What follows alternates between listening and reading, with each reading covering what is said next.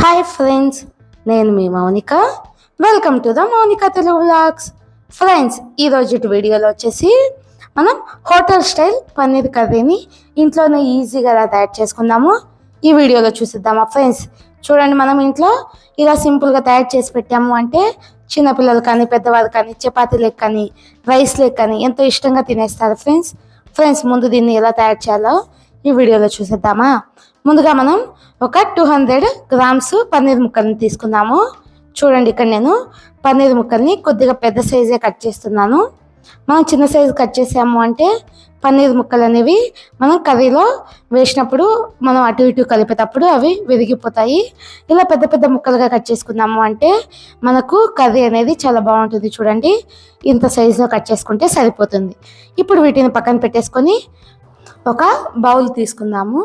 చూడండి, ఇలా కట్ చేసుకుంటే సరిపోతుంది. ఇప్పుడు ఈ బౌల్లోకి 1 టేబుల్ స్పూన్ కారం వేసుకుందాము. అలాగే 1 హాఫ్ స్పూను ఉప్పుని కూడా వేసుకుందాము.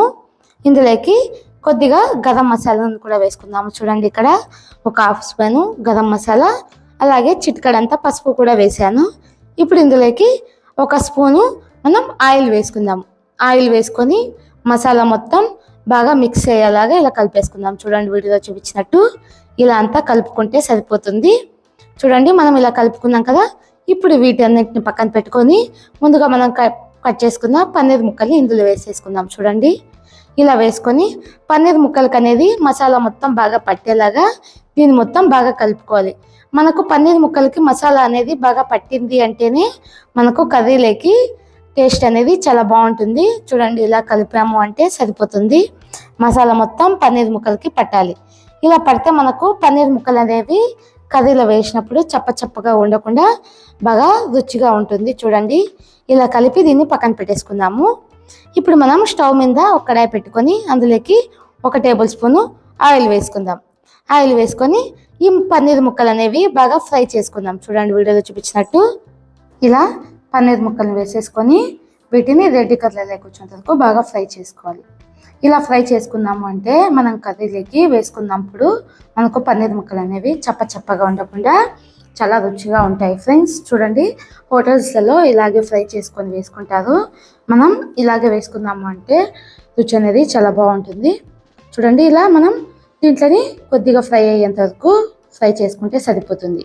ఇప్పుడు వీటన్నిటిని వేరే ఒక బౌల్లోకి వేసేసుకుందాము. చూడండి, ఇక్కడ పన్నీర్ ముక్కలు అనేవి చాలా బాగా ఫ్రై అయిపోయాయి కాబట్టి నేను వీటన్నిటిని వేరే బౌల్లోకి వేసేసుకుంటున్నాను. మనం ఇలాగే వేసుకున్నా కూడా బాగుంటుంది, బట్ ఇలా ఫ్రై చేసి వేసుకుంటే టేస్ట్ అనేది చాలా బాగుంటుంది.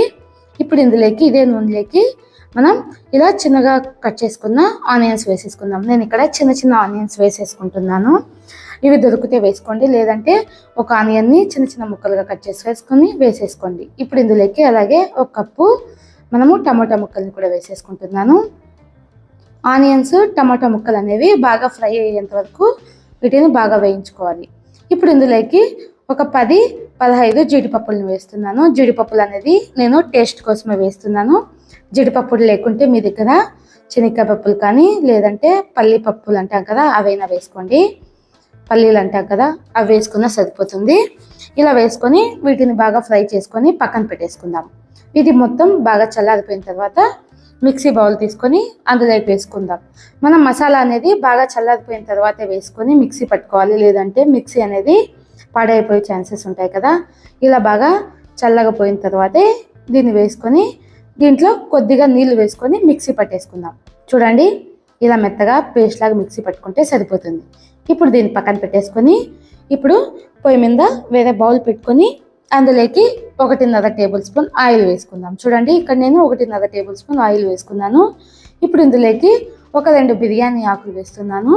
అలాగే ఒక చిన్న సైజు దాల్చిన చెక్క కూడా వేసుకుంటున్నాను. చూడండి, 2 బిర్యానీ ఆకులు, అలాగే ఒక చిన్న సైజు దాల్చిన చెక్క, అలాగే 1 హాఫ్ స్పూను సాజీరా కూడా వేసాను.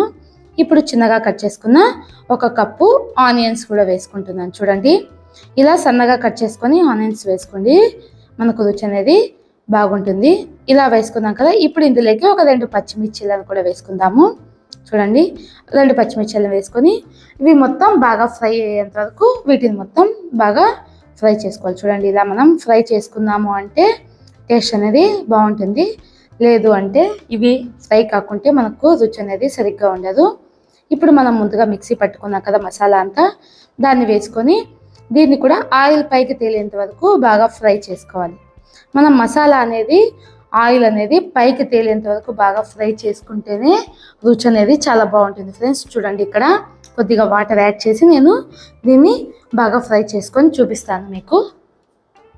ఇలా ఇది కొద్దిగా కలర్ చేంజ్ అయ్యేంత వరకు ఫ్రై చేసుకోవాలి. చూడండి, ఇక్కడ ఆయిల్ పైకి తేలింది కదా, అలాగే కొద్దిగా కలర్ కూడా చేంజ్ అయింది. ఇప్పుడు ఇందులోకి నేను కొద్దిగా అల్లం వెల్లుల్లి పేస్ట్ వేసుకొని దీన్ని కూడా బాగా ఫ్రై చేసుకున్నాను. అలాగే ఇప్పుడు మసాలాలను యాడ్ చేసుకుందాము. ఇక్కడ నేను 1 స్పూన్ కారం పొడి, అలాగే కొద్దిగా పసుపు, ఇక్కడ తగినంత ఉప్పు కూడా వేసుకుంటున్నాను.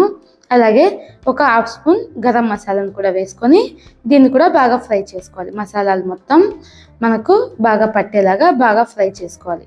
ఇలా ఫ్రై చేసుకున్నాము అంటే రుచి అనేది చాలా బాగుంటుంది. మళ్ళీ లేదు అంటే మనకు పచ్చివాసన లాగా వస్తుంది. చూడండి, ఇలా ఫ్రై చేసుకున్నాం కదా. ఇప్పుడు ఇందులోకి పన్నీర్ మసాలా అనేసి మనకు మార్కెట్లో దొరుకుతుంది.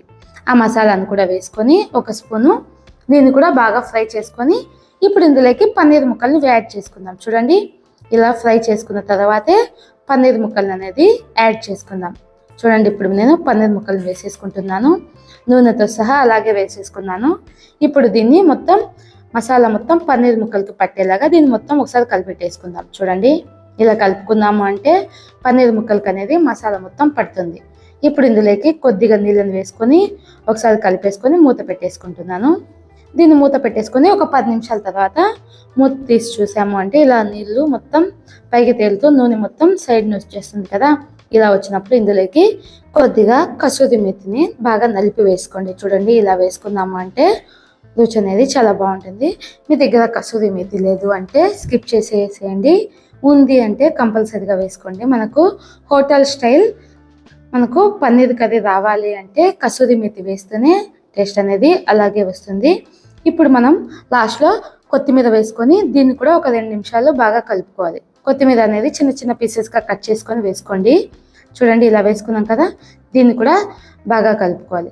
మనకు పన్నీర్ ముక్క అనేది ఇలా సాఫ్ట్గా ఉడికిన తర్వాతే మనము కర్రీ అనేది రెడీ అయిపోయినట్లు. చూడండి, ఇలా బాగా ఉడికితేనే పన్నీర్ కర్రీ అనేది రెడీ అయిపోయింది కదా. ఇప్పుడు దీన్ని వేరే బౌల్లోకి వేసేసుకుందాము. చూడండి, మనం ఇంట్లోనే ఎంత సింపుల్గా ఈజీగా పన్నీర్ కర్రీ అనేది తయారు చేసేసాం కదా ఫ్రెండ్స్. మనము బయట తిండ్లు అనేది తినకుండా ఇలా మనం సింపుల్గా ఈజీగా ఇంట్లో చేసి పెట్టాము అంటే చిన్నపిల్లలు కానీ పెద్దవారు కానీ ఎంతో ఇష్టంగా తినేస్తారు. ఇది చపాతీ లేక కానీ రైస్ లేక కానీ ఎంతో బాగుంటుంది. ఇలా చేసి పెట్టాము అంటే మన ఆరోగ్యాన్ని మనమే కాపాడుకున్న వాళ్ళం అవుతాం కదా ఫ్రెండ్స్. నా వీడియోస్ కనుక మీకు నచ్చినట్టయితే లైక్ చేయండి, షేర్ చేయండి, సబ్స్క్రైబ్ చేయండి ఫ్రెండ్స్. ఇలాంటి మరిన్ని వీడియోలు చూడాలి అంటే నా ఛానల్ని ఫాలో అయిపోయండి friends. Thank you for watching.